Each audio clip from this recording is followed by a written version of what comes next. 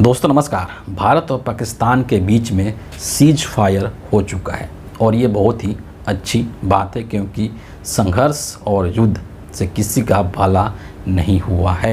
Cease fire का यहाँ पर सीधा सा मतलब है कि युद्ध विराम, संघर्ष विराम जो 22 अप्रैल से भारत और पाकिस्तान के बीच में तनावपूर्ण माहौल थे। कई तरह के जवाबी कार्रवाई किया गया भारतीय सेना के द्वारा और पाकिस्तान ने भी हमारे ऊपर कई तरीके से हमले किए। तो अब जो है उस पर विराम लग चुका है।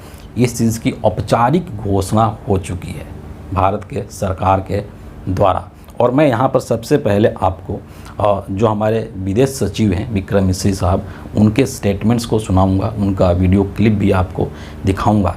लेकिन यहाँ पर एक चीज़ और है कि इस सीज फायर को लेकर के कुछ सवाल भी किए जा रहे हैं, सवाल भी भारत सरकार से पूछे जा रहे हैं। उन सवालों पर मैं आऊँगा, लेकिन सबसे पहले मैं आपको विक्रम मिश्री साहब का स्टेटमेंट पहले पढ़कर सुनाता हूँ, फिर आपको वीडियो भी दिखाऊंगा। उन्होंने अपने स्टेटमेंट में कहा है कि पाकिस्तान के सैन्य संचालन महानिदेशक DGMO ने आज दोपहर को 15:35 यानी कि 3:35 पर भारतीय DGMO को फ़ोन किया। उनके बीच सहमति बनी कि दोनों पक्ष भारतीय मानक समयानुसार 17 बजे से, यानी कि 17 बजे मतलब शाम को 5 बजे से ज़मीन, हवा और समुद्र में सभी तरह की गोलीबारी और सैन्य कार्रवाई को बंद कर देंगे। आज दोनों पक्षों को इस सहमति को लागू करने के इंस्ट्रक्शन दिए गए हैं। सैन्य संचालन महानिदेशक 12 मई को 12 बजे फिर से इस पर बात करेंगे। मतलब कि 10 मई को ये सब चीज़ें हुई है।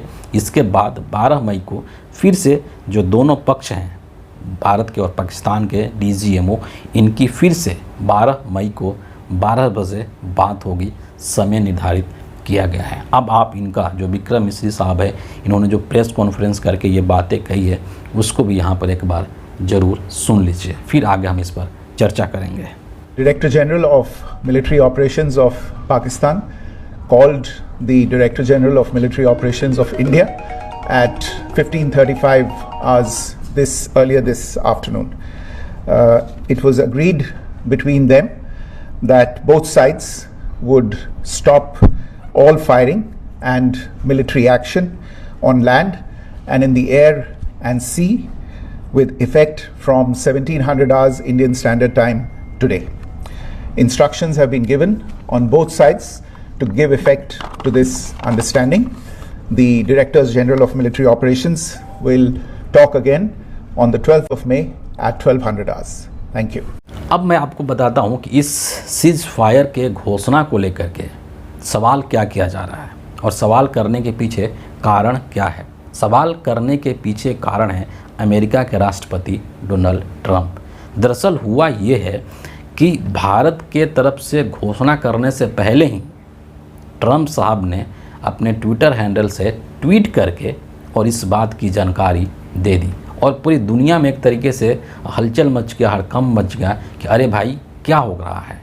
जिन दो देशों के बीच में संघर्ष चल रहा है उनके घोषणा से पहले ही अमेरिका के राष्ट्रपति ट्रंप साहब इस बात की जानकारी पूरे विश्व को दे देते हैं कि भारत और पाकिस्तान दोनों ने ही सीज फायर पर अपनी सहमति दे दी है। उन्होंने जो ट्वीट किया है उस ट्वीट को मैं आपके सामने यहाँ पर ज़रूर रखूँगा।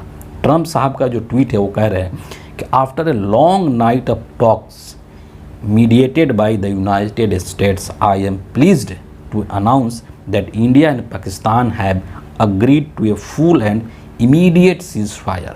मतलब यहाँ पर ये कहना चाहते हैं कि भैया रात को बड़ी लंबी वार्ता किया अमेरिका की मध्यस्थता में दोनों देशों के बीच में, और मुझे ये कहते हुए खुशी हो रही है कि ये जो दोनों देश हैं इंडिया और पाकिस्तान, ये full and immediate cease fire मतलब पूरी तरीके से और तुरंत प्रभाव से सीज फायर पर ये जो दोनों हैं वो सहमत हो चुके हैं।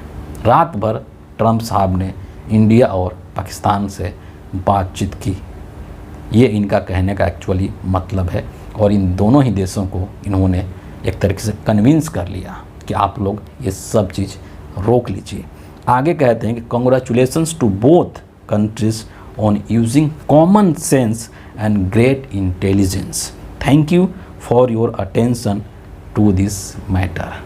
दोनों देशों को धन्यवाद देते हैं, दोनों देश के कॉमन सेंस को और ग्रेट इंटेलिजेंस का भी ये सराहना करते हैं, उसकी बधाई देते हैं। लेकिन ट्रंप साहब ने ये जो हरकत किया है कि भारत सरकार के घोषणा से ठीक पहले ही इन्होंने ट्वीट करके जानकारी दे दी है, तो अब इस चीज़ को लेकर के हिंदुस्तान में भारत के संप्रभुता से जोड़ करके देखा जा रहा है।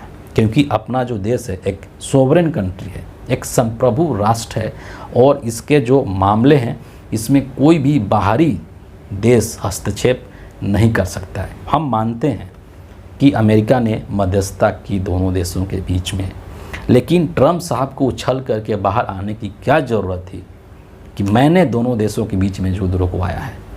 कहीं ना कहीं ये भी हो सकता है कि ट्रंप साहब इस चीज़ का क्रेडिट लेना चाहते हों। जैसे हमारे देश में मोदी जी को क्रेडिट की बड़ी भूख है, और यहाँ की जो गोदी मीडिया है, बीजेपी का जो प्रचार तंत्र है, उन्होंने बड़ा ही ज़ोर शोर से एक प्रचार चलाया था कि मोदी जी ने युद्ध रुकवा दिया, पापा ने वॉर रुकवा दी, है ना। ये मजाक भी लोगों ने चलाया था।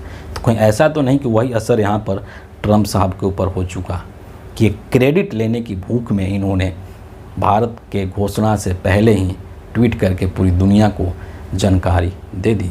और ये सच में ऐसा नहीं करना चाहिए था ट्रंप साहब को, इसीलिए इसको भारत की संप्रभुता से जोड़ करके देखा जाता है कि कौन होते हैं ट्रंप सीज फायर के बारे में पूरी दुनिया को बताने वाले हैं। अगर भारत और पाकिस्तान के बीच में बातचीत हुई है, दोनों राष्ट्र जो हैं इस बात पर अगर सहमत हुए हैं, तो ये घोषणा भारत को करना चाहिए, ये घोषणा पाकिस्तान को करना चाहिए। बेगानी शादी में अब्दुल्ला दीवाना क्यों बन रहे हैं ट्रंप साहब? और ये कहीं ना कहीं ये जो चीज़ है वो हिंदुस्तान के संप्रभुता से जोड़ करके इसको देखा जा रहा है, और ये काफ़ी हद तक सही है। और कहीं ना कहीं इसको नरेंद्र मोदी की कमज़ोरी के रूप में भी देखा जा रहा है। ये सवाल भी किया जा रहा है कि कहीं ऐसा तो नहीं है कि ट्रंप साहब के दबाव में आकर के भारत ने, नरेंद्र मोदी ने सीज़ फायर पर सहमति जताई है। इसलिए कहा जा रहा है कि ट्रंप साहब जो हैं वो इंडिया के दोस्त हो सकते हैं, वो नरेंद्र मोदी के दोस्त हो सकते हैं, लेकिन वो हिंदुस्तान के, भारत के बॉस नहीं हो सकते कि हमारे मामले में वो आकर के इस तरीके से हमसे पहले आकर के घोषणा कर दें। ये किसी भी तरीके से जायज़ नहीं है, उचित नहीं है। इसलिए इस चीज़ की निंदा हो रही है कि सीज फायर तो हुआ है, बहुत ही अच्छी बात है, युद्ध से किसी का भला नहीं हुआ है, लेकिन क्या भारत दबाव में आकर के ऐसा किया है?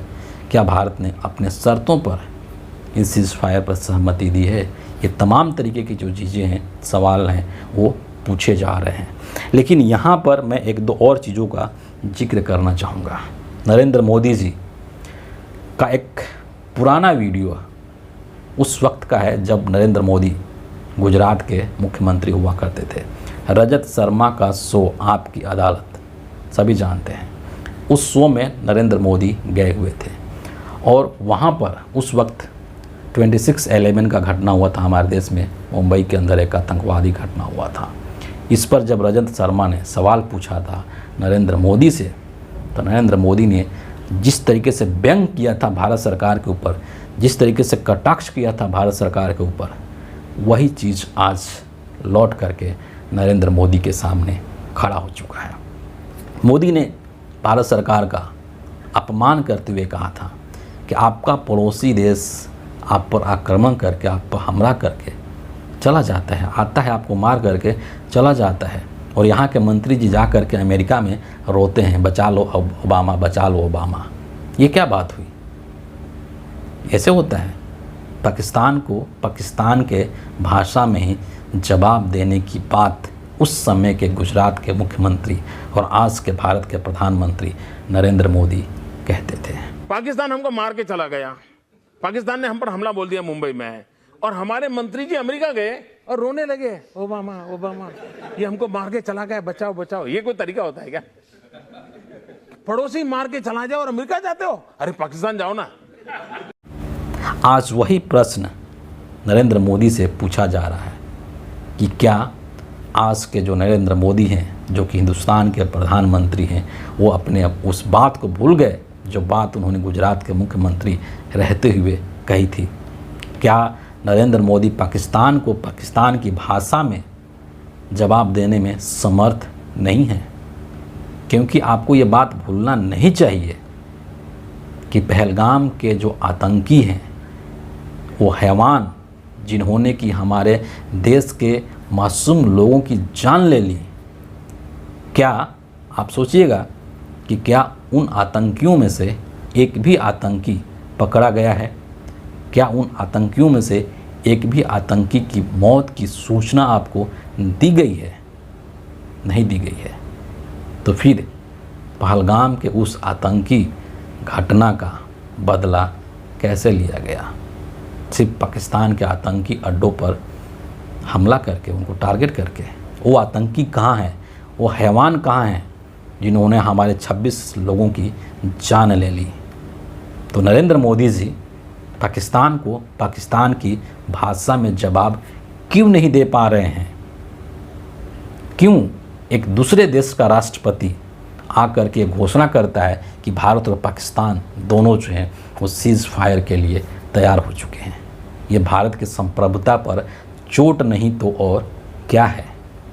और इसीलिए और इसी संदर्भ में इंटरनेट के ऊपर, ट्विटर के ऊपर आप देखेंगे कि इंदिरा गांधी का जिक्र किया जा रहा है। इंदिरा गांधी की पुरानी तस्वीरें, इंदिरा गांधी के पुराने भाषण वायरल हो रहे हैं। बाढ़ सी आ गई है उसका सोशल मीडिया के ऊपर और ट्विटर के ऊपर, और लोग याद कर रहे हैं, लोग याद दिला रहे हैं एक दूसरे को कि देखो, आसान नहीं है इंदिरा गांधी का होना, जिन्होंने कि अमेरिका की आंखों में आंखें डाल करके और पाकिस्तान को मुंह तोड़ जवाब दिया था और पाकिस्तान को तोड़ करके 2 टुकड़ों में बांट दिया था और विश्व के भूगोल को बदल डाला था। ऐसे ही नहीं कहा जाता इंदिरा गांधी को आयरन लेडी, और इंदिरा गांधी बनना आसान नहीं है। जिन परिस्थितियों में और जिस तरीके से इस सीज़ फायर की घोषणा की गई है, बहुत सारे अंधभक्त भी ऐसे हैं, नरेंद्र मोदी के जो अंधभक्त हैं वो भी कहीं ना कहीं इस चीज़ से बड़े ही शौक हैं, और उनको भी इस चीज़ पर विश्वास नहीं हो रहा है कि आखिर इस चीज़ के लिए नरेंद्र मोदी कैसे तैयार हो गए, किन परिस्थितियों में तैयार हो गए, है ना।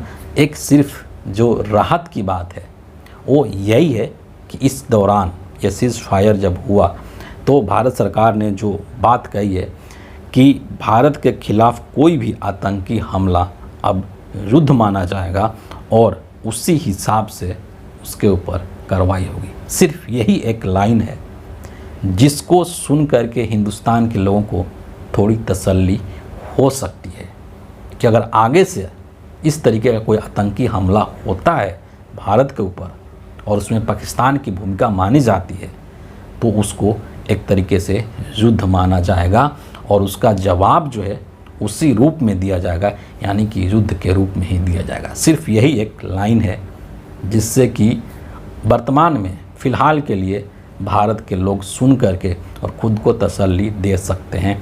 आगे चल कर के इस पर कितना अमल करेंगे भारत के प्रधानमंत्री और भारत की सरकार, इस पर भी एक क्वेश्चन मार्क ज़रूर है। तो फिलहाल इस वीडियो के लिए इतना ही है, और इस सीज़ फायर को लेकर के आप क्या सोचते हैं, आपकी क्या राय है, कमेंट में ज़रूर लिखिएगा और हमसे शेयर कीजिएगा।